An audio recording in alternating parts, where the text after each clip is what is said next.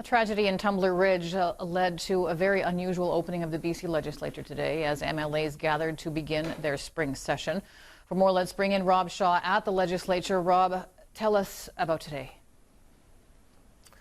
Well, Stacey, it was a throne speech unlike any other. Just 1 page long, fewer than 500 words, dedicated entirely as a tribute to the victims and the first responders in Tumbler Ridge as Premier David Eby's government turned what is usually a speech outlining its political agenda over to the Lieutenant Governor. The day beginning with a moment of silence from MLAs who gathered in the chamber to express condolences to the Tumbler Ridge victims and mark the official provincial day of mourning. After that, Lieutenant Governor Wendy Kokia spoke about the unimaginable pain facing the victims and their loved ones in the tight-knit community and the province holding Tumbler Ridge in its prayers.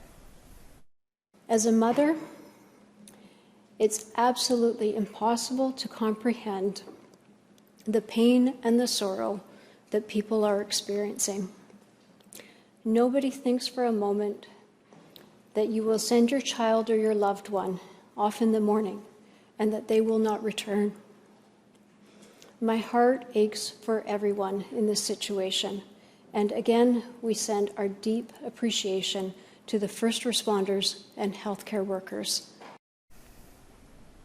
Premier David Eby returned from Tumbler Ridge today emotional about meeting with families and visiting a memorial in the center of town. He talked about seeing a hockey card of one of the young victims alongside flowers and was overcome with emotion. He stood outside the legislature with MLAs from all parties in a rare show of solidarity as a gesture of unity in the face of this tragedy. The memorial is quite a moving thing. There's a lot of toys. There's a lot of flowers. These kids were 11 to 13 years old. They're just babies. And there was a man who wasn't part of the media, was just kind of standing near the memorial. I went over and introduced myself to him. And you know, he was kind and welcoming, but he couldn't talk. You know, he couldn't say anything. In a moment of just utter grief. And I think we're all struggling for words right now, which is why these gestures are important.